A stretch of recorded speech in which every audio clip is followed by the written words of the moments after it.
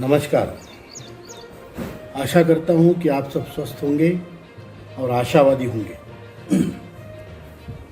आप सब जानते हैं पिछले 5 से 6 साल से हम EPS 95 का जो आंदोलन है उसको चला रहे हैं। गली से लेके, मोहल्ले से लेके, तालुका से लेके, गांव से लेके तो दिल्ली तक, जंतर मंतर, रामलीला ग्राउंड, हर जगह हमने आंदोलन किए। हर जगह आदरणीय हेमा मालिनी जी के इनिशिएटिव से हम आदरणीय प्रधानमंत्री जी को 2 बार मिले। उन्होंने हमारी बात दोनों बार करीब आधा घंटा सुनी, दोनों बार हमें आश्वासन दिए और वो आश्वासन देने में काफ़ी सीरियस भी थे।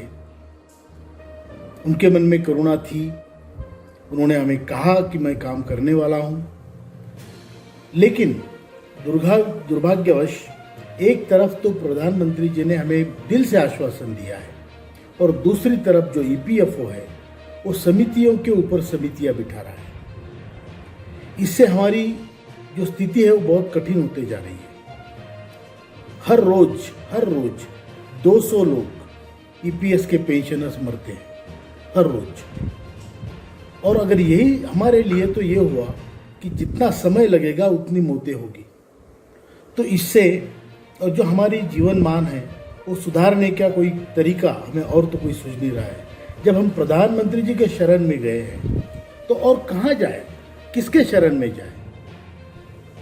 इसलिए जो हमारा शिरडी का अधिवेशन हुआ था 17-18 अप्रैल को, उसमें हमने तय किया था कि अब हमें अपनी मान सम्मान अपना बरकरार रखने के लिए, हमारी डिग्निफाइड जिंदगी जीने के लिए हमें आंदोलन करना पड़ेगा, बहुत बड़ा आंदोलन करना पड़ेगा। और इसी आंदोलन की रूपरेखा हमने तैयार की है।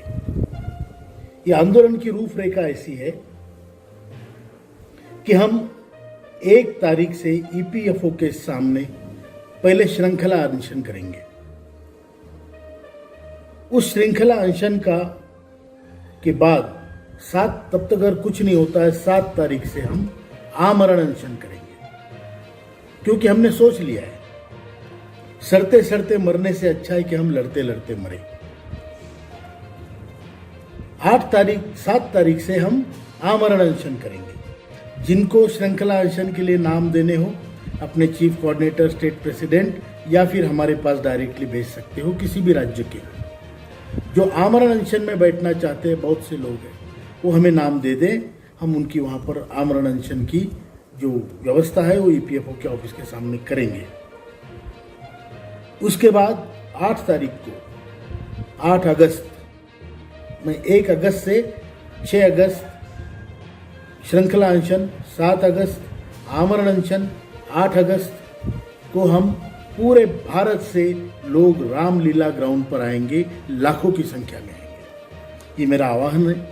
मैं आपको इस पर इन्वाइट करता हूँ, आपको न्योता देता हूँ कि देखिए, आपके जितने नेता हैं देश भर के EPS के, वो अपनी जी जान लगा के कोशिश कर रहे हैं। उन्होंने अपनी पूरी जिंदगी समर्पित की है। अभी ये आपका समय है कि आपको एक दिन सपत्नीक आइए, एक दिन आपको देना है 8 तारीख का। बहुत बड़ी संख्या में हमें मांगने जाना है, अपनी याचना करने जानी है, करुणामयी पुकार लगानी है। और इसलिए आपको सभी को 8 अगस्त को दिल्ली में आना है। इसमें कोई छूट नहीं है।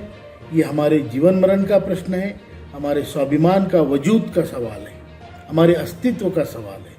हमारी आज से लेकर मरने तक की जो बची हुई जिंदगी है वो हम स्वाभिमान से गुजारना चाहते हैं और स्वाभिमान से हम मरना चाहते हैं। इसलिए मेरी ये दरख्वास्त है, रिक्वेस्ट है, विनती है कि आप सभी लोग पूरे भारत में से EPS के पेंशनर्स रामलीला ग्राउंड पे जमा हो। सुबह 10 बजे से कार्यक्रम शुरू होगा, शाम को 5-6 बजे तक। इसलिए आप ज़्यादा से ज़्यादा संख्या में आइए। हमारी जो मांगे हैं, 7,500 महंगाई भत्ता हमें मिलना चाहिए मिनिमम पेंशन की तौर पे।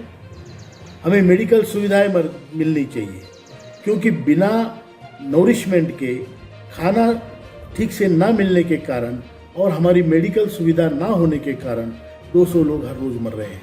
तीसरी मांग है जो हाई कोर्ट का जो सुप्रीम कोर्ट का जो निर्णय है उसको लागू किया जाए, उसमें जो ब्यूरोक्रेसी ने अड़ंगा डाला है उसको निकाला जाए और हमें हायर पेंशन का जिनको जिनको लाभ होता है उनको दिया जाए। और चौथी मांग है जो लोग इस स्कीम में नहीं है उनको पोस्ट फैक्टो मेंबर बना के इसको स्कीम में लाया जाए या उनको एक फिक्स पेंशन दी जाए। ये चारों मांगों के लिए आज मैं अपील करता हूं देश के सारे ईपीएस पेंशनरों को कृपा करके 8 अगस्त को वहां पर आएं और जो भी अपनी मांगे हैं वो सरकार के सामने रखे हैं कि आप सभी लोग पूरे भारत में से ईपीएस के पेंशनर्स रामलीला ग्राउंड पे जमा हो। सुबह 10 बजे से कार्यक्रम शुरू होगा, शाम को 5-6 बजे तक। इसलिए आप ज़्यादा से ज़्यादा संख्या में आइए।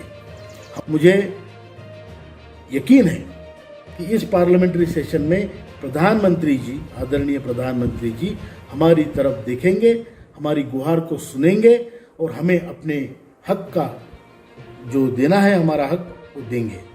इसी प्रार्थना के साथ और इसी विश्वास के साथ कि आप सभी लोग आएंगे, मैं अपनी बात पूरी करता हूँ। ज़्यादा से ज़्यादा संख्या में आइए।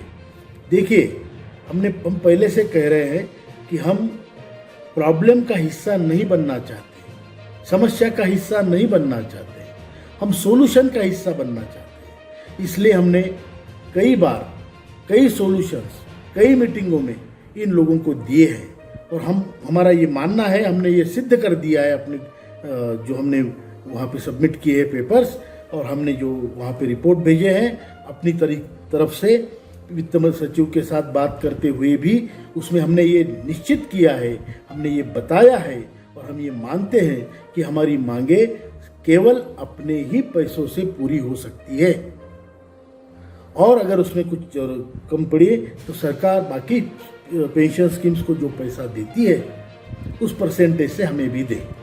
इतनी ही बात है और हमें ये आंदोलन सफल करना है।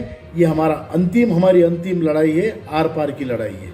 हमारा इस लड़ाई में एक ही नारा है, या तो जीतेंगे या मरेंगे, या जीतेंगे या मरेंगे। धन्यवाद। ज्येष्ठ भारत श्रेष्ठ भारत।